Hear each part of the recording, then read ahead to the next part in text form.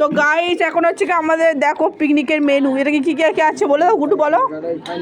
Rice আছে, লোটে মাছ fry আছে, বেগুনি আছে, এটা হচ্ছে চিকেন কষা আলু দিয়ে, সালাড আর চাটনি মিষ্টি আর পাঁপড়টা আছে, ওটা পরে।